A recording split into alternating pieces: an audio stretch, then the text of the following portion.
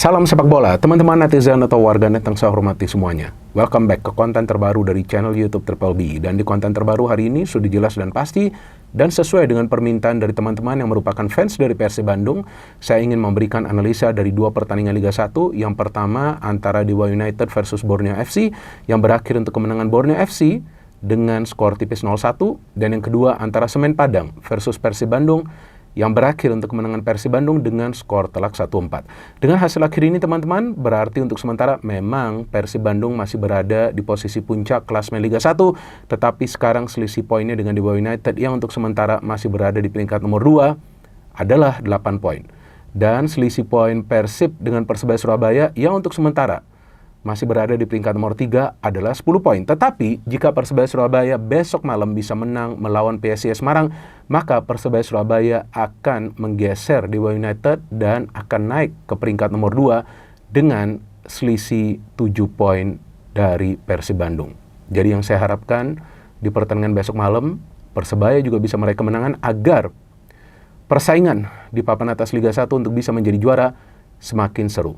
Karena jika seru, tentu perjuangan dari para pemain di atas lapangan akan lebih dahsyat lagi. Dan seperti yang saya jelaskan sebelumnya, ya, jika teman-teman masih ingat, tapi jika teman-teman lupa, maka teman-teman bisa lagi nanti menonton konten dari channel YouTube Triple B yang pada saat itu saya ada membahas tentang Persib Bandung. Karena di konten tersebut saya jelaskan bahwa sebetulnya rival dari Persib Bandung untuk bisa menjadi juara dari Liga 1 musim ini adalah Persebaya Surabaya, bukan Dewa United.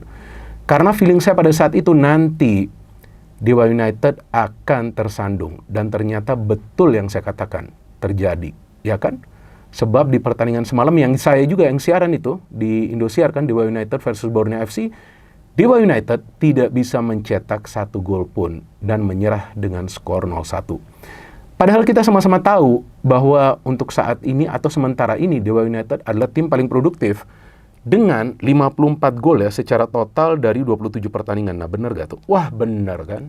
54 gol loh mereka telah mencetak. Dan dalam 10 pertandingan terakhir sebelumnya, sebelum mereka melawan Borneo FC, Dewa United itu hanya kalah 2 kali dan total mencetak 25 gol. Tetapi Dewa United kalah dari Borneo FC. Kenapa? Karena memang taktik dari Borneo FC itu, dari pelatih mereka Joaquin Gomez yang asal Spanyol itu tepat, yaitu main pragmatis, ya kan, parkir panser atau sewa gunung, ya kan, memadatkan lini tengah dan juga lini pertahanan, tapi main counter aja. Dan jangan mengambil resiko untuk menyerang jika memang tidak diperlukan. Sedangkan para pemain Dewa United yang memang mendominasi jalannya pertandingan dengan ball possession mereka, dengan passing-passing pendek mereka, dengan umpan-umpan kombinasi di tepi kotak penalti pertahanan Borneo FC, walaupun bisa menciptakan beberapa peluang yang berbahaya, tapi gagal mencetak gol. Karena juga memang form dari penjaga gawang Borneo FC lagi bagus, Nadio. Sebaliknya juga form dari penjaga gawang Dewa United bagus juga, Sonny Stevens. Karena di babak kedua, pada saat memang Dewa United harus bermain dengan 10 pemain, ya kan, Dewa United kan harus bermain dengan 10 pemain. Nah, pada saat itu kita melihat memang para pemain dari Borneo FC lebih berani untuk membangun serangan ya. Karena saya melihat Borneo FC ini mengandalkan banyak pemain yang skillful. Nah, banyak pemain yang skillful ini yang justru menyulitkan para pemain Dewa United di tengah dan juga di pertahanan. Nah, salahnya tuh Kiko melakukan pelanggaran yang tidak perlu kepada Pato, sehingga dia mendapatkan kartu kuning kedua. Tapi from the flow of the game, kelihatan para pemain Dewa United bermain dengan sangat nyaman. Bahkan Mesidoro, Hugo Gomez, Taisi Marukawa itu beberapa kali bisa melewati para pemain Borneo. Tapi duet center back dari Borneo FC, Gabriel Furtado ya, kalau nggak salah namanya ya. Bener gak nih? Karena saya gak hafal.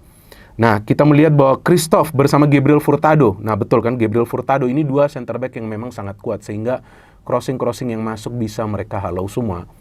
Dan baru saja pertandingan mulai di menit ketiga dengan kombinasi permainan antara Fajar, Pato, dan juga Kei Hirose, dia langsung bisa mencetak gol.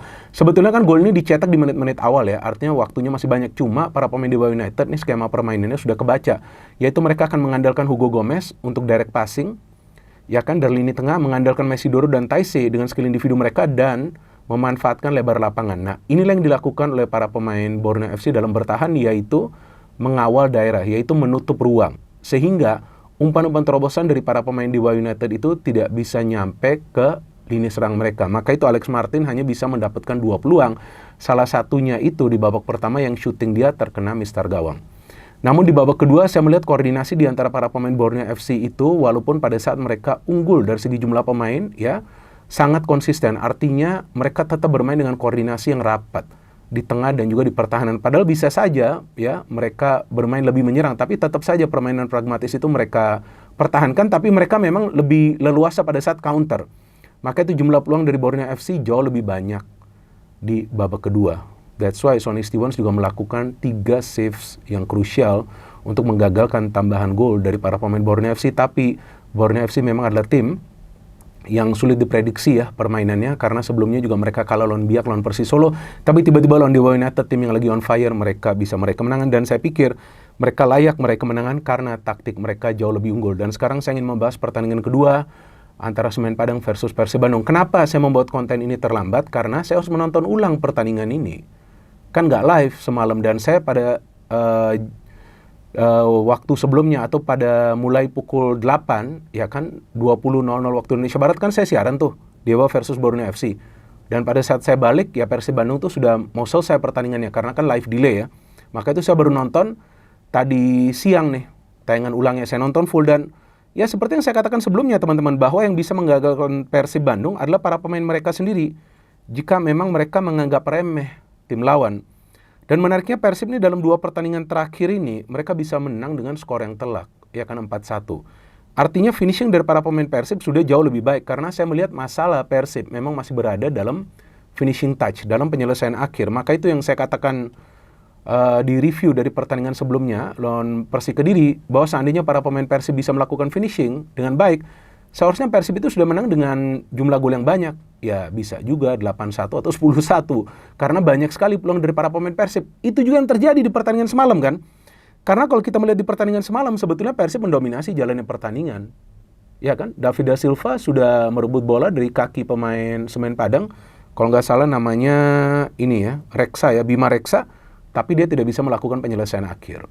Padahal itu peluang yang sangat baik bagi David. Sudah berhadapan dengan penjaga gawang Augusto. Betul kan, Arthur ya. Arthur ini juga lumayan bagus sih penjaga gawangnya, tapi kebobolan 4 ya akhirnya. Jadi seharusnya finishing dari David itu jauh lebih baik. Nah, ini sebuah masalah sebetulnya bagi Persib Bandung, karena mereka bermain baik di pertandingan semalam, tapi mereka harus tertinggal lebih dulu ketika Syabi, pemain dari Semen Padang itu memang dilanggar oleh Maklok, walaupun Maklok lebih dulu kena bola kakinya, tapi ada gerakan susulan sehingga Syabi itu memang terkena kaki dari Maklok dan dia terjatuh di dalam kotak penalti. Dan Semen Padang bisa mencetak gol lebih dulu dari tendangan penalti, dan ini memang eksekusi yang baik ya yang dicetak oleh Bruno Gomez. Tapi saya sudah yakin Persib pasti akan comeback, karena di babak pertama itu memang Persib yang mendominasi jalannya pertandingan, dan terlihat mereka bermain dengan inisiatif menyerang, bermain sama seperti di pertandingan lawan Persik Kediri, bermain dengan high tempo. Jadi memang tinggal menunggu waktu saja para pemain Persib mencetak gol, tapi finishing yang harus mereka lakukan dengan lebih baik. Dan saya pikir pergantian pemain dari Boyan Hodak ini memang sangat diperlukan, karena dia memerlukan pemain tambahan dari tengah yang ofensif. Jadi dia mengambil resiko lagi nih, melakukan pergantian pemain, menarik keluar Robi Darwis, tapi masuknya Adam Alis menambah jumlah pemain Persib pada saat mereka menyerang. Maka itu para pemain dari Semen Padang tuh kelabakan. Dan seharusnya David sudah mencetak gol juga pada saat Ciro itu memberikan bola. Jadi dari cara bermain saya melihat dalam 2 pertandingan terakhir para pemain Persib ini jauh lebih baik daripada di pertandingan lawan Persebaya, kemudian sebelumnya lawan Persija ya. Walaupun lawan Persija mereka bisa mencetak 2 gol, tapi secara permainan sebetulnya biasa-biasa saja. Cuman memang para pemain Persib unggul lah di babak kedua ya, karena mereka menaikkan tempo.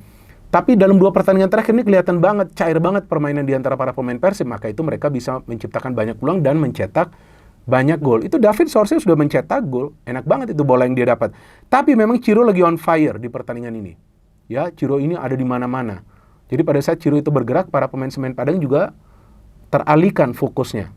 Maka itu pada saat Tyrone itu bebas, karena para pemain Semen Padang mengawasi pergerakan dari Ciro dan juga David. Ternyata David memberikan umpan kepada Tyrone dan Tyrone bisa melakukan finishing. Kita tahu Tyrone sudah lama tidak mencetak gol. Ini gol yang sangat penting, menyamakan kedudukan dulu. Dan setelah itu tidak lama kemudian Adam Alis bisa mencetak gol karena pergerakan dari Ciro Alves ya. Tapi saya menunggu Beckham Putra ini sebetulnya bisa lakukan apa sih? Karena kita tahu bahwa Beckham Putra ini kan sebelumnya juga mainnya bagus ya. Bahkan dia mencetak gol juga kan. Jadi saya lagi menunggu nih Beckham Putra bisa mencetak gol atau tidak. Apalagi dia dimainkan dari awal kan. Dan ini adalah gol yang bagus sebetulnya dari Beckham Putra ketika dia kembali mendapatkan bola dari Ciro Alves dengan cara yang mirip pada saat Ciro memberikan umpan kepada Adam Alis. Adam Alis mencetak gol membawa Persib unggul itu yang menjatuhkan mental dari para pemain Semen Padang. Para pemain Semen Padang memang dari segi materi pemain kalah jauh dari para pemain Persib dan mereka dipaksa bertahan di babak kedua karena para pemain Persib berada di mana-mana di area pertahanan mereka. Setelah Beckham membuat Persib unggul 1-3, game over. Saya sudah yakin. Ya kan pada saat saya nonton pertandingan ini, wah ini seandainya live nih, wah ini sudah habis ini. Mungkin bisa 6-7-1 nih, tapi ya para pemain Persib juga coba untuk menjaga kebugaran mereka ya sebelum akhirnya hand-hand. Ya akhirnya lah hand-hand bisa memberikan umpan yang benar ya. Bisa memberikan assist kepada Beckham Putra yang mencetak gol keempat. Jadi saya melihat keunggulan dari Persib Bandung di pertandingan semalam itu adalah dari cara mereka menyerang dengan mengandalkan lebih banyak pemain yang melakukan pergerakan tanpa bola dan juga rajinnya David serta Ciro. Jadi David dan Ciro, ya walaupun Ciro juga miss peluang, David juga miss peluang, tapi mereka juga tidak lupa untuk menyuplai bola ke rekan-rekan yang lain sehingga Persib bisa meraih kemenangan yang penting untuk menjauh dari Dewa United karena ya setengah jam sebelumnya memang Dewa main dan Dewa memang sudah tertinggal dan saya pikir bagi Dewa United memang mereka bermain bagus tapi yang selalu saya katakan bahwa bermain bagus itu bukan menjadi jaminan bahwa tim tersebut akan menang atau menjadi juara tapi harus bermain secara taktis dan Persib Bandung memang dalam 2 pertandingan terakhir bermain taktis mengandalkan high tempo game dan mengandalkan pergerakan tanpa bola dari para pemain mereka yang memang punya kemampuan pergerakan tanpa bola mengandalkan kecepatan yang selalu membingungkan para pemain di lini pertahanan. Dan memang Semen Padang adalah tim di papan bawah, tapi tidak mudah juga untuk mengalahkan mereka dengan skor telak. Meskipun juga sebelumnya mereka kalah dari Dewa United ya, jadi saya pikir akan berat bagi Semen Padang untuk bertahan di Liga 1. Tetapi Persib Bandung masih berada di posisi puncak dan banyak yang menanyakan kenapa para pemain Persib Bandung tidak dipanggil ke Timnas Indonesia. Ya kan sudah saya jelaskan. Pemain-pemain yang dipanggil ke Timnas Indonesia itu adalah sesuai dengan kebutuhan tim. Jadi jika saat ini atau sebelumnya juga pelatih sebelumnya Shin Tae-yong tidak memanggil pemain Persib dan saat ini juga pelatih baru Patrick Kluivert tidak memanggil pemain Persib, bukan artinya mereka anti Persib, enggak. Tapi mereka melihat kebutuhan tim dan juga jika ada pemain-pemain lain memang yang dianggap ya bisa memberikan kontribusi bagi Timnas Indonesia. Jadi jika sementara ini tidak dipanggil, ya saya pikir gak ada masalah juga sih. Dan saya harapkan teman-teman yang merupakan fans dari Persib Bandung juga gak perlu berkomentar secara negatif. Ya kan, karena ini adalah keputusan dari pelatih, hak prerogatif dari pelatih, dan biarkan Patrick Kluivert ini bekerja, dan biarkan para pemain Persib merasa kedinginan di posisi puncak. No hate, no politics, only football, salam sepak bola.